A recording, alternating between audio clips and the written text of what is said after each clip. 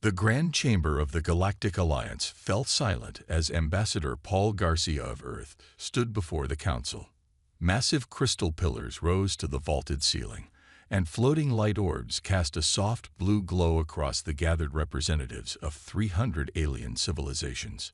Ambassador Garcia looked small against this backdrop, but his posture remained confident. Senior Counselor Zara Phillips leaned forward, her silver skin reflecting the chamber lights.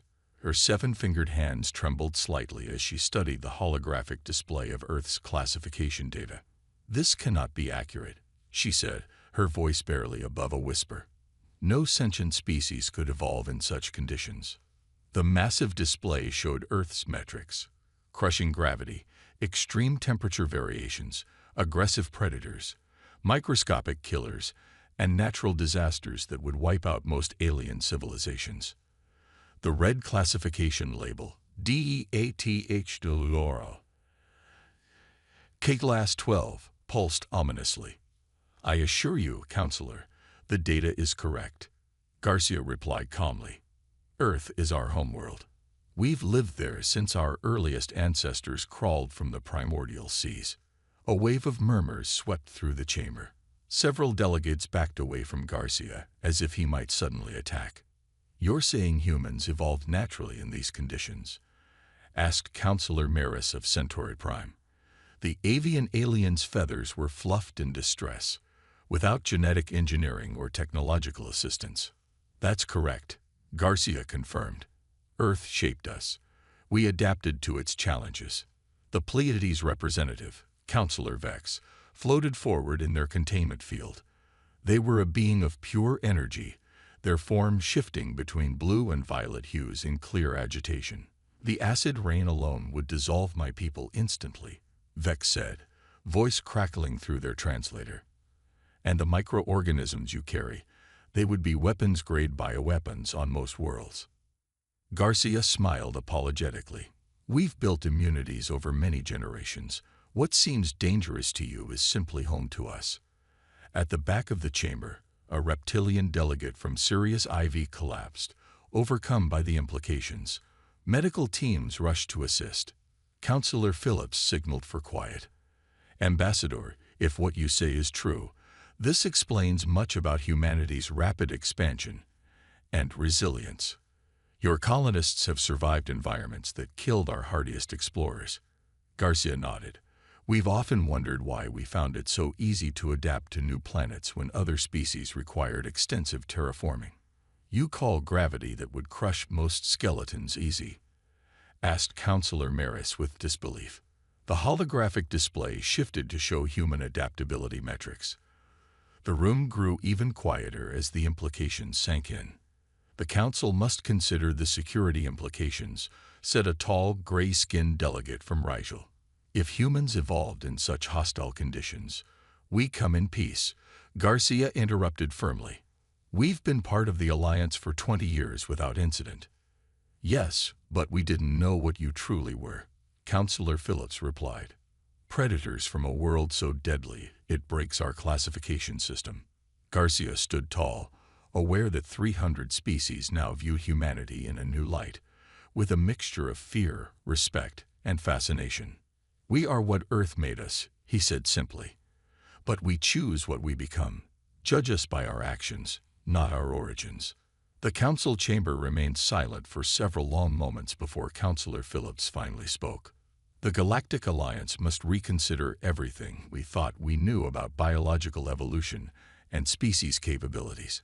Ambassador Garcia, your people have redefined our understanding of life itself." Dr. Samantha Ellis checked the environmental controls one final time. The large observation chamber had been carefully prepared to demonstrate Earth-like conditions to the visiting alien delegation. As Earth's leading xenobiologist, she knew this demonstration would either build bridges or create panic. "Systems ready, Doctor," her assistant, Frank Nelson, confirmed from the control panel. "We can simulate Earth conditions from 10% to 100% intensity." Samantha nodded, her blonde hair pulled back in a practical ponytail. "Let's start at 30%. We don't want to traumatize them on their first exposure." Behind the reinforced transparent barrier, 7 alien diplomats in various protective gear watched nervously. Their environmental suits ranged from simple breathing masks to complete body enclosures, depending on their species' vulnerability to Earth conditions. Ambassador Krell of the Taurian Confederation stepped forward, his massive frame encased in a pressurized suit that hissed with each movement. The methane-breathing alien's 4 eyes blinked in sequence behind his faceplate. "We appreciate this controlled demonstration, Dr. Ellis," Krell's translator buzzed. "Many on our worlds believe reports of Earth's classification are exaggerated." Samantha smiled reassuringly. "That's why we're here today. Understanding builds trust." She activated the chamber's microphone.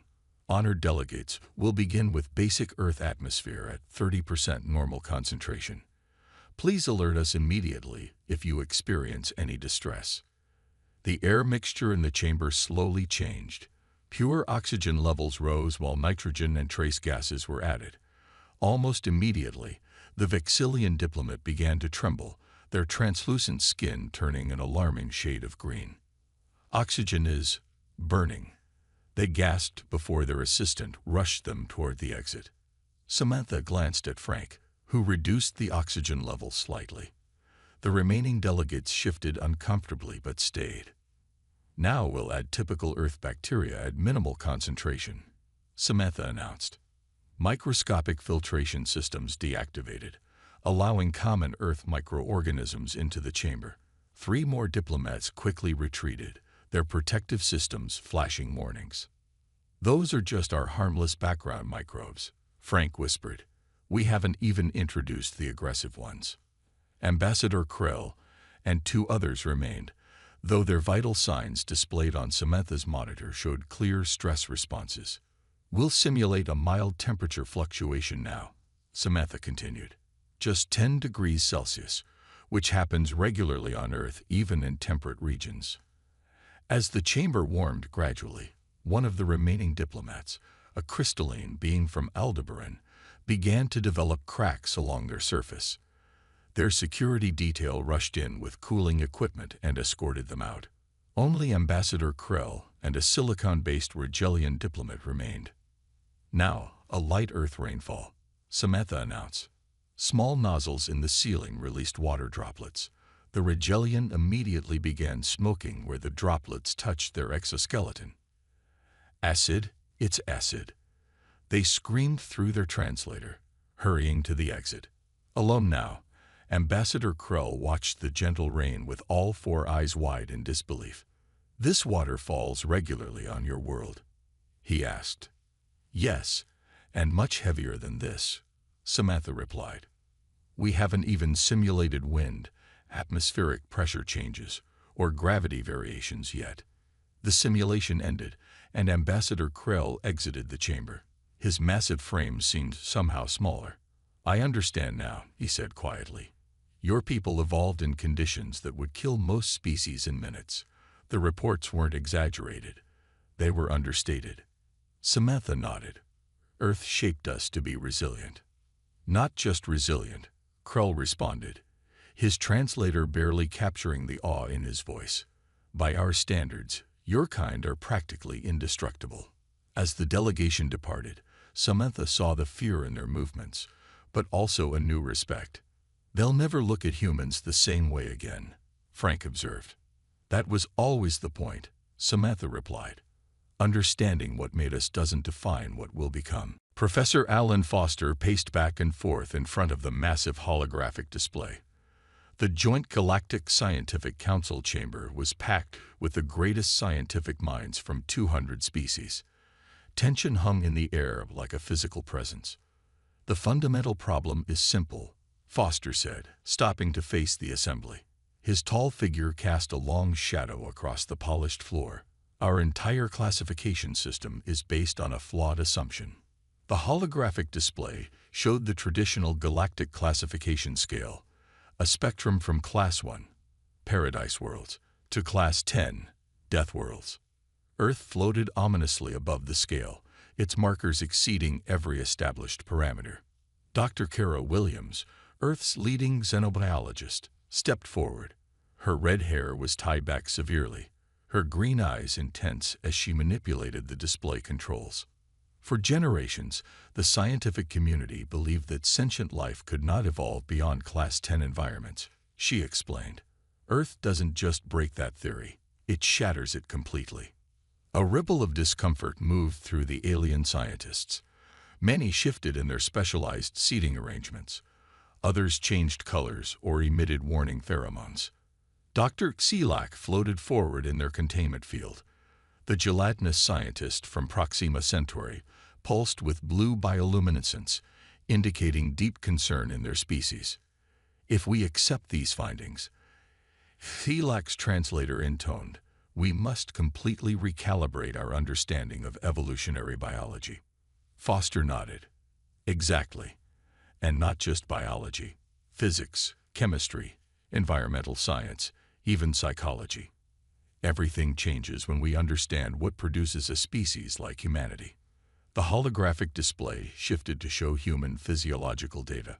Bone density 5 times greater than galactic average, immune systems capable of defeating microorganisms that would devastate other worlds, skin resistant to radiation levels that would kill most species.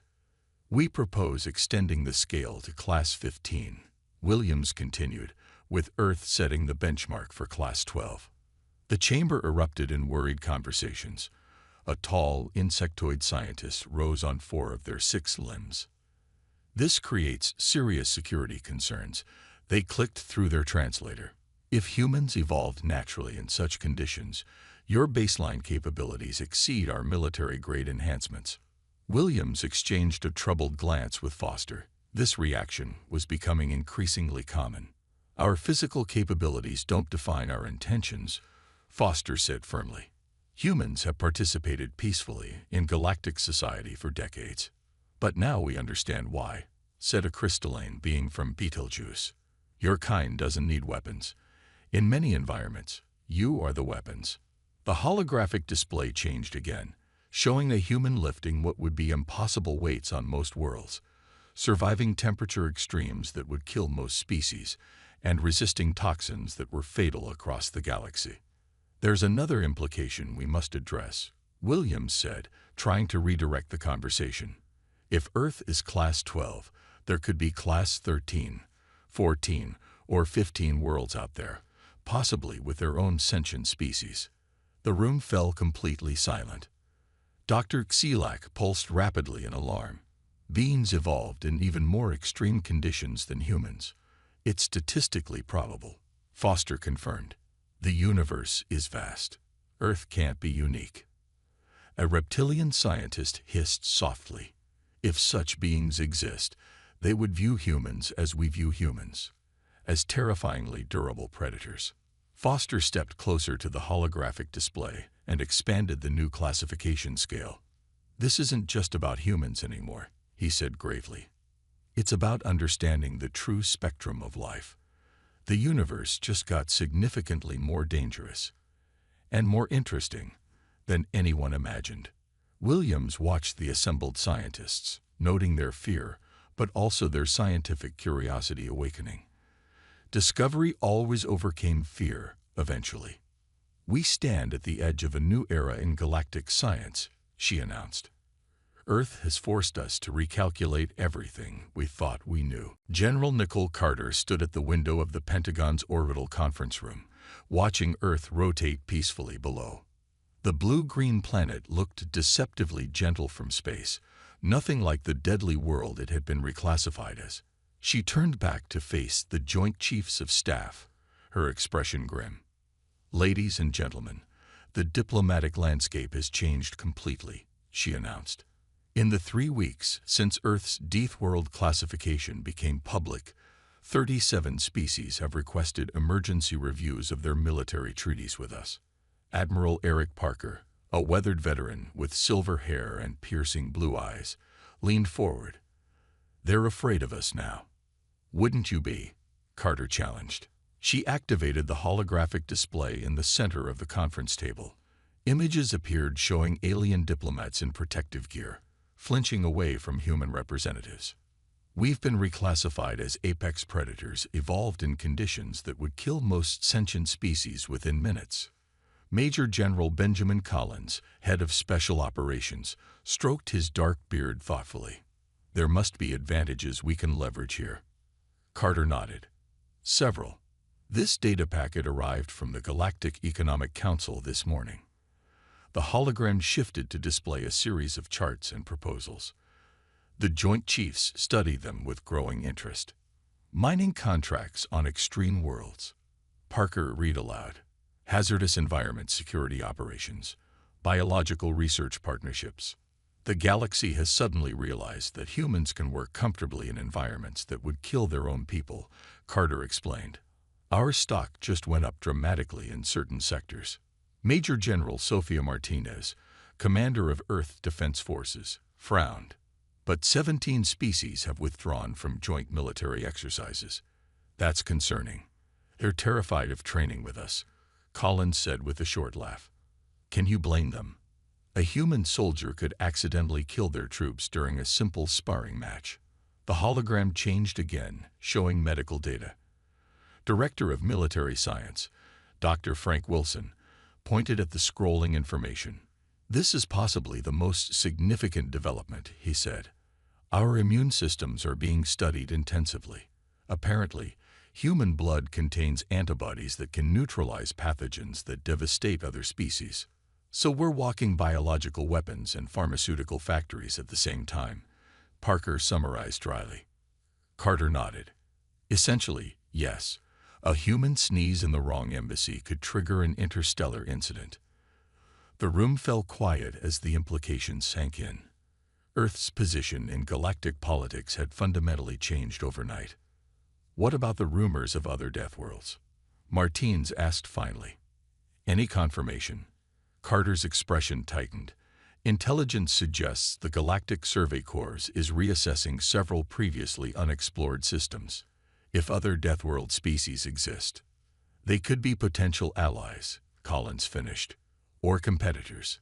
Either way, humanity is no longer viewed as just another member species of the Galactic Alliance, Carter continued. We're now seen as something different, more dangerous, but also more valuable, Parker added. These economic proposals would triple our GDI within 5 years. Carter faced her colleagues directly.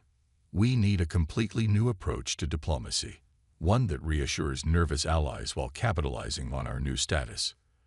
We should start by revising our first contact protocols, Martins suggested. If we appear too aggressive. Agreed, Carter said. The President is assembling a special committee to develop a new diplomatic framework. The hologram shifted one last time, showing the updated galactic classification system with Earth prominently marked as a Class 12 death world. For better or worse, Carter concluded, humanity's place in the universe has fundamentally changed. Our challenge now is ensuring that change works in our favor. Outside the window, Earth continued its serene rotation, its deadly nature invisible from this distance, but now impossible for the galaxy to ignore. The vast chamber of the Intergalactic Olympic Committee buzzed with tense voices. Head Commissioner Peter Rivera massaged his temples, feeling a headache building. The holographic displays around the circular table showed athletes from 100 worlds competing in various events, and the problems were immediately obvious to everyone. This is simply impossible, declared sports adaptation specialist Lisa Moore, pointing to footage of a human high jumper. On most member worlds, this would be a low-orbit insertion, not a sporting event. The alien representatives nodded in agreement, a human athlete casually throwing a javelin that would pierce battle armor on their worlds. Swimmers cutting through water that would dissolve the skin of most species. Runners whose endurance seemed endless compared to non-death world species. We cannot continue with integrated competitions, stated Xavier Johnson, the committee's legal advisor. His dark eyes scanned the room seriously. The simulations are clear. In contact sports, humans could literally kill their opponents accidentally. Rivera looked at the alien delegates. The Centaurian representative's feathers were fluffed in distress. The Rigelian's crystalline form vibrated with concern. What do you propose? Rivera asked, dreading the answer. Separate divisions, Moore said firmly. Deathworld division for humans, and the handful of other species from similar environments, standard division for everyone else. The human delegates immediately protested. That's segregation, not integration, argued Susan Chen, Earth's Olympic representative. Humanity has worked for decades to be accepted as equals in the galactic community. It's not segregation, it's safety, Johnson countered. We've run the simulations a dozen times. In wrestling, a human could crush an opponent's exoskeleton without even trying.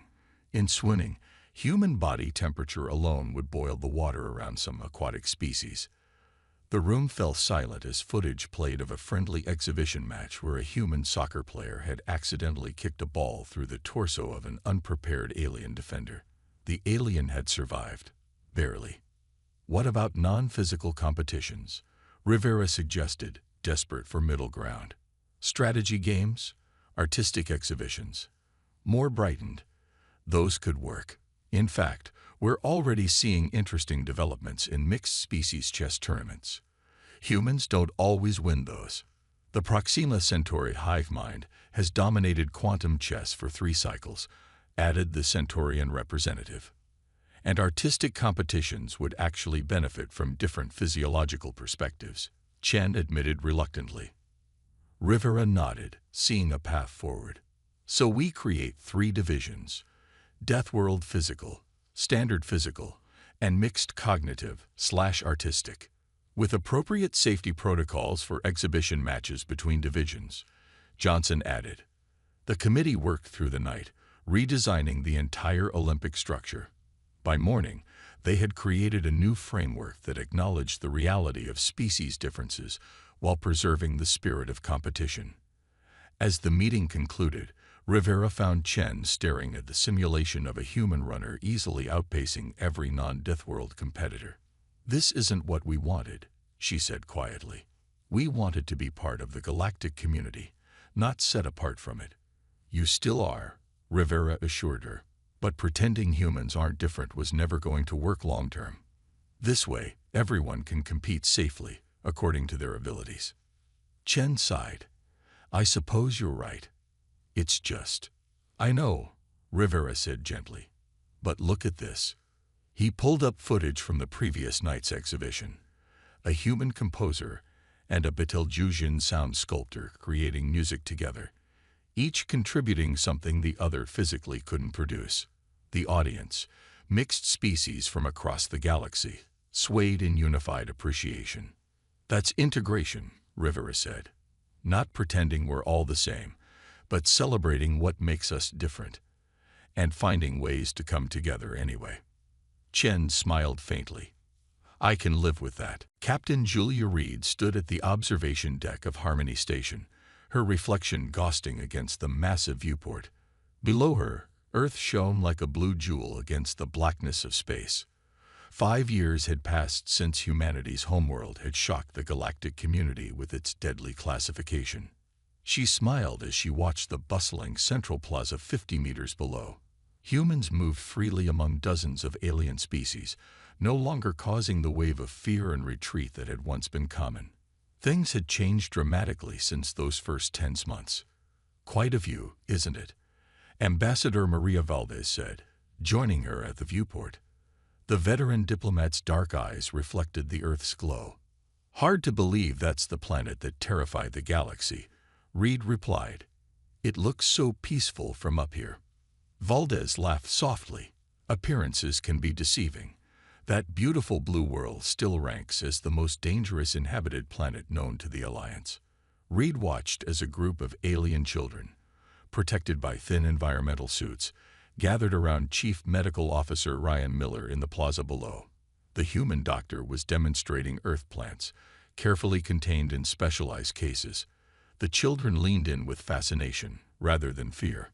Their parents would have never allowed that kind of proximity 5 years ago, Reed observed. Progress happened slowly, then all at once, Valdez replied. She handed Reed a datapad, its screen glowing with official Alliance insignia. The Council approved the new classification system this morning. Reed scanned the document quickly, her eyes widening. They found more Deathworlds. 2 confirmed, both inhabited. Valdez confirmed. Earth remains the benchmark for Class 12, but these new worlds rank at Class 13 and 14, respectively. A slight chill ran down Reed's spine, even more hostile than Earth. Significantly, the Class 14 world has twice our gravity and atmospheric pressure that would crush an unprotected human in minutes. Reed whistled softly, and there are beings evolved to live in those conditions. Their delegations arrive next month, Valdez said, excitement evident in her voice. They're especially eager to meet humans. Apparently, we're considered the reasonable middle ground between them and the rest of galactic society. Reed couldn't help but laugh. 5 years ago, we were the terrifying Deathworlders. Now we're diplomats to species even tougher than us. Below them, a mixed team of human and alien engineers passed through the plaza, working together on station modifications. The alien engineers no longer maintain nervous distance from their human colleagues. That was always the goal, Valdez said. Not to be feared, but to be accepted, differences and all. A notification chimed on Reed's communicator. The Regelian Mining Consortium is requesting human supervisors for their new operation on Veltrus IV.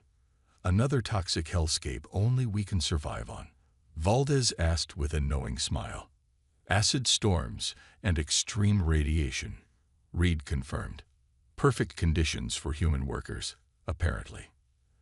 They shared a moment of quiet understanding as they watched Earth rotate slowly below.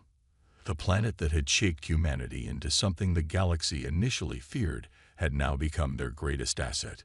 The universe is a much more interesting place than we thought, Valdez observed, and much more dangerous, but also full of more possibility, Reed added. Next month we'll meet species even the Alliance thought couldn't exist. As if on cue, the station's announcement system activated. Attention all personnel. Environmental adaptation protocols for classes 13 and 14 visitors are now available for review. All staff are required to complete safety training before the diplomatic delegation arrives. Valdez smiled, ready to meet beings who think humans are delicate. It'll be good for our egos, Reed replied with a laugh. After all, we only rock the entire classification system of the universe. They shattered it completely. Adam Clark woke up at 5:30 a.m. as usual. The morning was cold, with light rain falling over New York City. For Adam, this was just another day. He put on his running shoes, a light jacket, and headed out for his daily jog through Central Park. Rain hit his face as he ran along the familiar path. Other joggers nodded as they passed, all of them ignoring the weather. To Adam, running in the rain was normal. He had done it hundreds of times before. What Adam didn't know was that someone was watching. High above Earth, a ship from the Galactic Consortium observed human behavior with growing shock. They exposed themselves to precipitation willingly, without protection. Asked Captain Zix, his 4 eyes blinking rapidly in disbelief. Yes, Captain. And that's not all, replied Science Officer Vela. They consume bitter plant extracts with stimulants each morning. They call it coffee. Our tests show it contains chemicals that would harm most species. The consortium had been studying Earth for 6 months. They had classified it as a Class 13 Deathworld, the most dangerous type of planet known in the galaxy. What surprised them wasn't Earth's heavy gravity, extreme weather, or dangerous wildlife. It was that humans seemed completely unaware they were living in what other species would consider a nightmare. Later that day, as Adam sat at his desk working as a biology researcher, news broke that changed everything. Alien ships had appeared over major cities worldwide. They requested to speak with Earth's leaders. The first meeting happened at the United Nations building. Adam, because of his biology background, was quickly called to join the scientific team that would meet the aliens. The consortium representatives walked off their ship wearing what looked like full-body armor with helmets. Inside these protective suits, Adam could see thin, tall beings with light blue skin and large eyes. "Welcome to Earth," said the UN Secretary General. We are honored to make first contact with your species. The lead alien, who introduced himself as Ambassador Krill, spoke through a translator device. We are surprised to find intelligent life on such a hostile world. Your planet is classified as Class 13, the most dangerous environment known to spacefaring civilizations. The human delegates looked at each other in confusion. Dangerous? Our world seems quite comfortable to us, said Dr. Wilson, the head scientist. Ambassador Krill's large eyes blinked rapidly. You live with atmospheric pressure that would crush many species. Your gravity is 1.3 times our standard. Your world has extreme temperature variations, constant tectonic activity, powerful storms, and harmful radiation from your sun. Adam stepped forward. Those are just normal conditions for us. We evolved here. Ambassador Krill seemed shocked when Adam explained typical human activities: swimming in oceans with powerful currents, climbing mountains for fun, running outside during rainstorms, eating spicy foods that cause pain, and even jumping out of aircraft for entertainment. You do these things daily? For pleasure? The ambassador asked, his voice translator unable to hide his disbelief. Of course, Adam replied. It's just normal life for us. The ambassador's team recorded everything, taking samples of air, water, and food. They flinched when a small earthquake tremor, barely noticeable to the humans, shook the building. We have much to learn from each other, Ambassador Krill said finally. Your species' ability to not just survive, but thrive in these conditions is unlike anything we've seen before. As the first meeting ended, Adam realized his ordinary life wasn't ordinary at all. Through alien eyes, every human on Earth was performing amazing feats of survival each day without even knowing it.